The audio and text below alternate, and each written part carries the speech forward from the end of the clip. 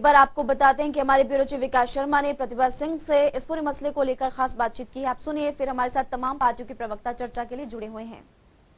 National Herald मामले में ED ने जो है वो शिकंजा कसा है और गांधी परिवार को बड़ा निशाना जो है वो यहाँ पर बनाया जा रहा है। बहरहाल बात करने के लिए मेरे साथ मौजूद हैं कांग्रेस कमेटी के अध्यक्ष प्रतिभा सिंह और इनके साथ बहुत से नेता जो हैं वो यहाँ पर मौजूद हैं। राष्ट्रीय प्रवक्ता जो हैं वो हैं और विधायक विक्रमादित्य सिंह वो यहाँ पर मौजूद हैं। मैम, किस तरह से ये प्रोटेस्ट है, आखिरकार क्यों ये प्रोटेस्ट किया जा रहा है? देखिए, भारतवर्ष में हमारी जनता इस बात को जानती है कि जो सेवाएं गांधी परिवार की रही, उन्होंने सदियों से लेकर हमारी देश की सेवा की है।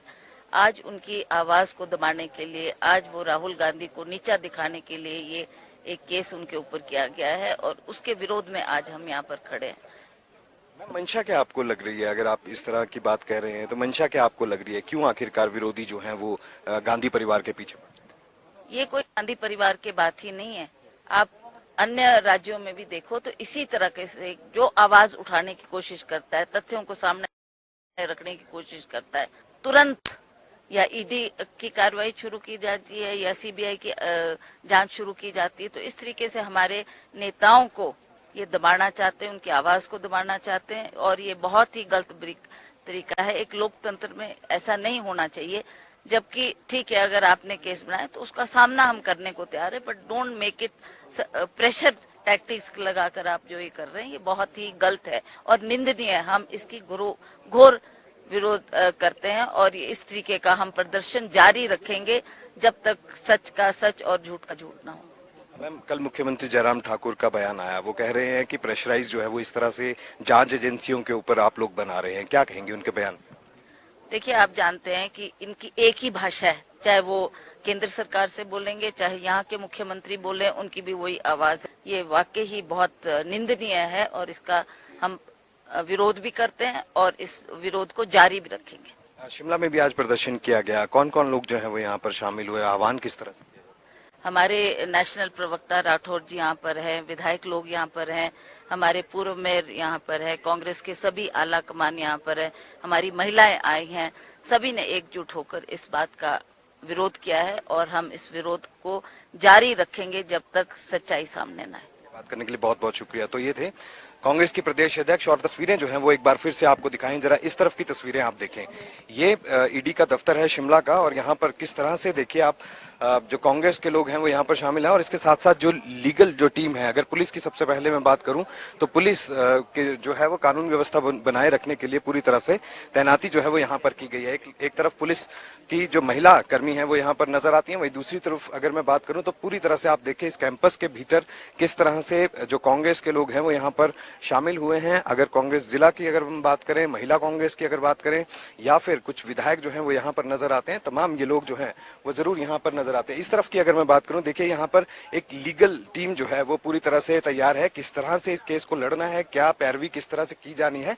ईडी का दफ्तर शिमला और यहाँ पर इस तरह से कांग्रेस का विरोध करना, यह बताया जा रहा है कि यहाँ पर जो जिस तरह से प्रेशराइज करना है और झूठे मुकदमे जो है वो यहाँ पर कांग्रेस के आला नेताओं के ऊपर बनाए जा रहे हैं, पूरी तरह से गलत है।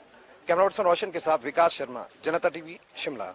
तो आपने देखा हमारे ब्यूरो चीफ विकास शर्मा की रिपोर्ट और उसके अलावा आपने देखा कि प्रतिभा सिंह की तरफ से क्या कहा गया, सीएम जयराम ठाकुर की तरफ से भी क्या कहा गया। इस पूरे मसले को लेकर प्रदेश में, देश भर में राजनीति हो रही है। इस वक्त हमारे साथ लाइव जुड़े हुए करण नंदा, प्रवक्ता बीजेपी, साथ ही दीपक शर्मा, प्रवक्ता कांग्रेस पार्टी के भी हमारे साथ जुड़े हुए हैं। हमारे ब्यूरो चीफ विकास शर्मा भी फिलहाल इस वक्त हमारे साथ लाइव जुड़े हुए हैं। दोनों पार्टियों के प्रवक्ताओं का स्वागत है, आपके पास लौटेंगे, लेकिन उससे पहले एक बार अपडेट विकास शर्मा से ले लेते हैं। विकास, आज क्या हुआ? कांग्रेस की तरफ से प्रदर्शन किया गया, विस्तार से जानकारी तमाम दर्शकों को दीजिए।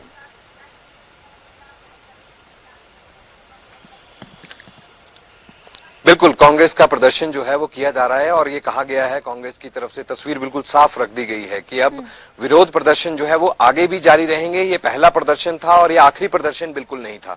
ऐसे में आरोप सीधे तौर पर जो है ये लगाए जा रहे हैं केंद्र सरकार के ऊपर कि जब से चिंतन शिविर जो है वो राजस्थान के उदयपुर में हुआ था, तब से लेकर बीजेपी में खलबली मची हुई है और लगातार बीजेपी इस तरह से झूठे मुकदमे बनाकर या इस तरह से षड्यंत्र बनाकर जो है वो कांग्रेस के बड़े नेताओं के ऊपर शिकंजा कस रहे हैं। हालांकि डर जो है वो भाजपा को इसी बात का है क्योंकि अब जिन जिन राज्यों में चुनाव होने हैं वहां पर कांग्रेस भाजपा को यह डर है कि अब वहां पर कहीं कांग्रेस की सरकार ना बन जाए, इसलिए इस तरह के शिकंजे जो है वो कसे जा रहे हैं और झूठे मुकदमे दायर करके गलत तरीके से जो है वो कांग्रेस के बड़े नेताओं को उलझाया जा रहा है और ध्यान भटकाने की कोशिश यहां पर जो है वो की जा रही है, जनता का भी ध्यान और भटकाने की कोशिश जो है वो यहां पर की जा रही है। इसी कड़ी में ईडी के दफ्तर में शिमला में भी आज बहुत से लोग यहां पर पहुंचे, महिला जो कांग्रेस है आज प्रमुखता से देखने के लिए वहां पर मिली और इसके साथ साथ जो फ्रंटल जो इनके ऑर्गेनाइजेशन के जो लोग हैं वो यहां पर पहुंचे, सेवा दल यहां पर पहुंचा और बड़ी रैली जो है वो यहां पर निकालने की कोशिश की गई। हालांकि संख्या बहुत ज्यादा नहीं थी लेकिन फिर भी 20-50-100 लोग जो वहां पर मौजूद थे और उनके साथ साथ प्रदेश अध्यक्ष और सांसद जो हैं प्रतिभा सिंह वो यहां पर मौजूद रही। विक्रमादित्य सिंह जो शिमला ग्रामीण के अध्यक्ष हैं वो यहां पर शिमला ग्रामीण के जो विधायक हैं वो यहां पर मौजूद रहे और इसके साथ साथ शहरी विकास शहरी जो कांग्रेस है उनके जो कार्यकर्ता थे, पदाधिकारी थे वो यहां पर मौजूद रहे। देखिए इन लोगों का दबाव बनाने का तरीका इसीलिए है कि अब जो बीजेपी खलबली जो है उसमें मची हुई है और जिस तरह से ये एक्शन जो है वो लिया जा रहा है और चिंतन शिविर के बाद से क्यों आखिरकार लगातार निशाना जो है बड़े कांग्रेस के नेताओं को यहाँ पर बनाया जा रहा है झूठे मुकदमे बनाकर, क्योंकि ये भी आरोप लगाया जा रहा है कि ईडी का ये मुकदमा बनता ही नहीं है। और जवाब ले लेते हैं दीपक शर्मा जी से, प्रवक्ता कांग्रेस हमारे साथ जुड़े हुए हैं। दीपक शर्मा जी, कांग्रेस पार्टी की तरफ से बार बार ये बात कही जा रही है कि जांच एजेंसियों का दुरुपयोग भारतीय जनता पार्टी कर रही है, क्या मंशा आपको इस पर नजर आती है? देखिए, मंशा बिल्कुल कि किस तरह से की जाए। मेरा ख्याल पूरे देश में ये ऐसा पहला मौका होगा कि भारतीय जनता पार्टी सरकार ने हर राज्य में जहां भी कांग्रेस या वो नेता जो सशक्त हैं, जनप्रतिनिधि हैं, उन लोगों को इस तरह से प्रताड़ित करके, प्रेशराइज करके, उनके ऊपर झूठे केस दर्ज करके उनको जो है वो दबाव डालकर चुप करवाने की कोशिश की गई है। ऐसा हर जगह किया गया और कोई ऐसा प्रदेश नहीं होगा जहां पे दुरुपयोग न किया गया हो सीबीआई का और ईडी का। ये जिस तरह से अंग्रेजों के वक्त अंग्रेज जो हैं वो पुलिस को आगे करके जो है वो देश की जनता के खिलाफ काम करती थी, ये आज उसी तरह से लोकतंत्र की हत्या करने का षड्यंत्र जो है ये भाजपा सरकार कर रही है। लेकिन हम एक बात कहना चाहते हैं आपके इस चैनल के माध्यम से, कांग्रेस पार्टी इस तरह के किसी भी हथकंडे से डरने वाली नहीं है। ना हम झुकने वाले हैं, ना डरने वाले हैं, ना थकने वाले हैं।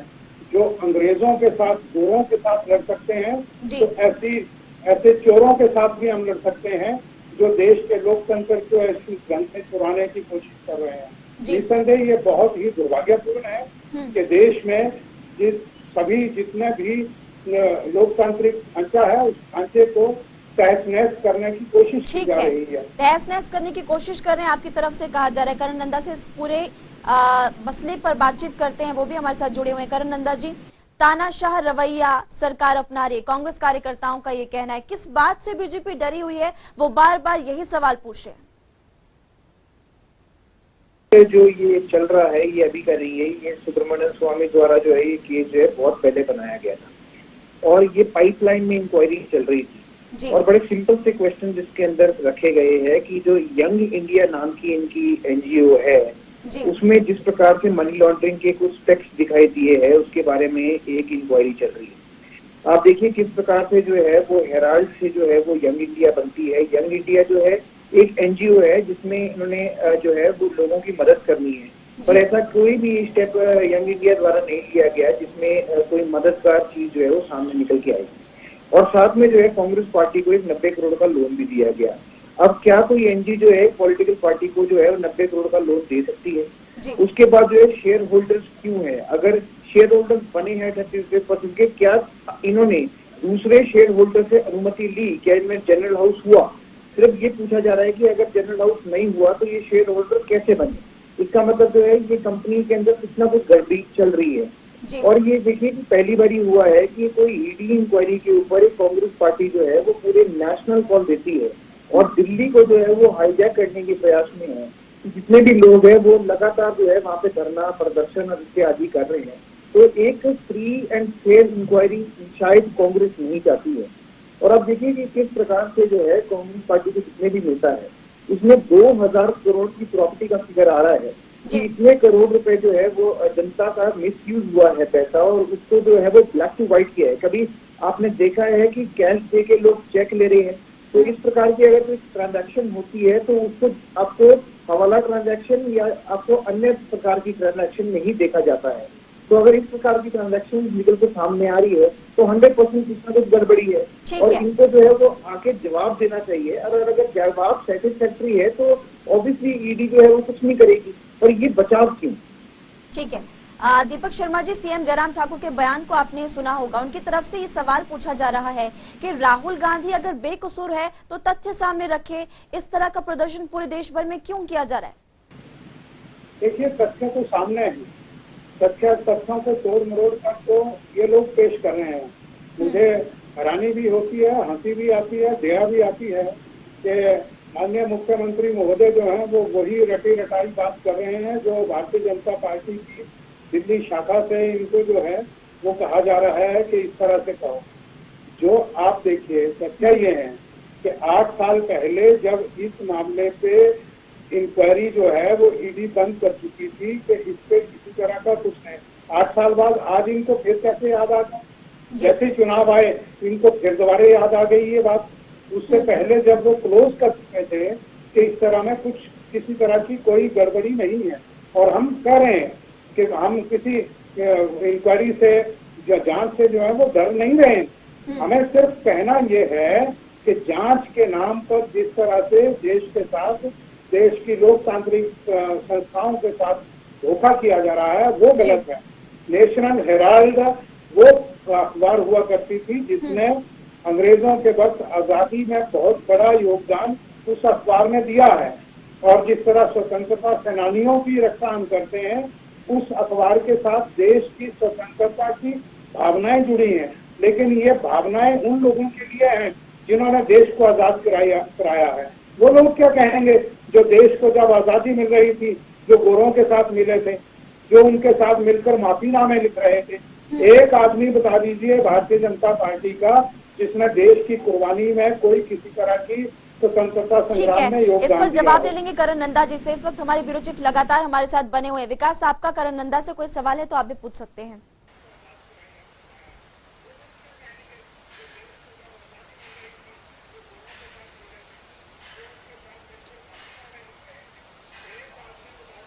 बिल्कुल करण जी, कई तरह के आरोप जो हैं वो लगातार कांग्रेस की तरफ से लगाए जाते रहे हैं। जवाब भी आप बेबाकी से यहाँ पर रखते हैं, लेकिन इस बात का क्या जवाब है कि कांग्रेस जो है वो हिमाचल में आ सकती है और कांग्रेस पार्टी की सरकार जो है वो हिमाचल में आने वाले दिनों में बनने वाली है? इस बात का दावा कांग्रेस की तरफ से किया जा रहा है। क्या भाजपा को कोई डर है कि अब भाजपा जो है वो कमजोर यहाँ पर है, या किस तरह से कांग्रेस पार्टी को कमजोर करने की कोशिश यहाँ पर की जा रही है? इस तरह के आरोप आपके ऊपर लग रहे हैं, क्या जवाब है इस बात का? देखिए, राजनीतिक वर्ष है और चुनावी वर्ष है। चुनावी वर्ष में जो है वो विकास की धारा भी गिनाई जाती है, उपलब्धियां भी गिनाई जाती है, और विपक्ष का तो काम है कि वो निंदा करेंगे और आरोप लगाएंगे, उसके लिए हम तैयार है। और लगातार जितने भी हमारे जिले और मंडल है उसमें भारतीय जनता पार्टी का अद्भुत काम चल रहा है। और जितने भी लोग जो ये आरोप लगा रहे हैं कि इस प्रकार से तोड़-जोड़ चल रही है, तो देखिए ये राजनीतिक वर्ष होता है, और राजनीतिक वर्ष में जो है कई परिस्थितियां बदलती है। कई लीडर जो है वो भारतीय जनता पार्टी में भी आना चाहते हैं, कई भारतीय जनता पार्टी से कहीं और भी जाना चाहते हैं। तो अगर ये पलायन इधर से उधर हो रहा है तो उसमें तो मेरे ख्याल से ये जो लीडर्स है, आखिरी निर्णय उनका होता है। वो जबरदस्ती तो कोई भी नहीं करता कि पॉलिटिकल पार्टी को जोड़ा जाए। पर उसके अंदर आप देखिए किस प्रकार से जो है जनता जो है वो जयराम ठाकुर जी के पक्ष में है, भारतीय जनता पार्टी के पक्ष में है। और जहां भी आप देखेंगे कि हजूम के साथ जो है वो मुख्यमंत्री जी का स्वागत हो रहा है, और भारतीय जनता पार्टी के कार्यक्रम जो है अद्भुत रूप से जो है वो धरातल पर जो है सक्सेसफुल हो रही है। और इससे देखिए जिस प्रकार हम डोर टू डोर जाके लाभार्थियों से भी संपर्क कर रहे हैं, जनता के बीच भी जा रहे हैं, तो वहाँ पे एक बड़ा पॉजिटिव मैसेज है कि जिस प्रकार से जो है भारतीय जनता पार्टी ने जनता की सेवा करी है और उनको विकास कार्य दिए है, घर घर जाके सुविधाएं पहुंचाई है, उससे जनता जो है वो संतुष्ट है, जिससे हमें लग रहा है कि हमारा मिशन रिपीट पक्का है और हम इस बार जो है सत्ता में फिर से अपनी सरकार को दोहराएंगे। लगातार हमारे साथ दीपक शर्मा भी जुड़े हुए हैं, प्रवक्ता कांग्रेस के। दीपक शर्मा जी, अगर जांच होती है या फिर कुछ पूछताछ होती है तो ये कहां तक कहना ठीक है कि ईडी और सीबीआई एजेंट्स बनकर काम कर रहे हैं? देखिए, इसका उदाहरण तो भारतीय जनता पार्टी खुद पेश कर चुकी है। हर राज्य में जहां कहीं कहीं भी कांग्रेस या दूसरे दल जो भारतीय जनता पार्टी के विरोधी हैं, उन लोगों के खिलाफ इन्होंने जो है वो केसेस दायर किए हैं, ईडी का प्रयोग किया है, सीबीआई का प्रयोग किया है।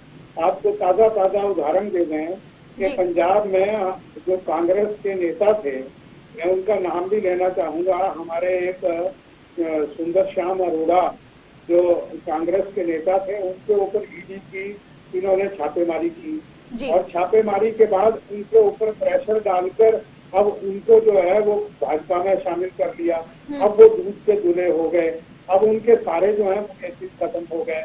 यानी कि कोशिश ये है कि ईडी के केसेस बनाओ, दबाव डालो या उनको चुप करा दो या भारतीय जनता पार्टी में शामिल कराकर वो कांग्रेस को या दूसरे दलों को नुकसान पहुंचाया जाए। ये लोकतंत्र की हत्या है। अभी कह रहे थे आपके शिमला के पत्रकार बंधु ने भी जो प्रश्न पूछा कि हिमाचल प्रदेश में भारतीय जनता पार्टी कहाँ आ रही है, कहाँ ऐसा फतवा दिया है, किसने फतवा दिया है? जो देश प्रदेश की हिमाचल की जनता ने भारतीय जनता पार्टी के खिलाफ फतवा दिया है। चारों उपचुनावों में भारतीय जनता पार्टी को हराया है। यहाँ तक कि एक विधानसभा पे तो भारतीय जनता पार्टी की जमानत जब्त हुई है। फिर ये किस मुंह से, किस मुगालते में हैं ये लोग जो कह रहे हैं कि हिमाचल प्रदेश में भारतीय जनता पार्टी आ रही है? निसंदेह हिमाचल की जनता साक्षर है, केरल के बाद दूसरा साक्षर राज्य है। यहाँ के लोगों ने फैसला कर लिया कि हम ये जो नालायक सरकार है, ये जो लोकतंत्र की हत्या करने वाली सरकार है, इसको बदलेंगे। हिमाचल प्रदेश की हालत पे अगर कभी चर्चा होगी आपसे बात करेंगे। सरकार बदलती है या नहीं ये तो फिलहाल आने वाला समय ही बताएगा, लेकिन फिलहाल इस वक्त अगर बात की जाए तो यहाँ पर जमकर प्रदर्शन हो रहा है कांग्रेस पार्टी की तरफ से और सत्ता पक्ष की तरफ से। इस पूरे मसले पर जवाब भी दिया जा रहा है। आपको शुक्रिया इस तमाम जानकारी के लिए। विकास शर्मा, आपका भी शुक्रिया।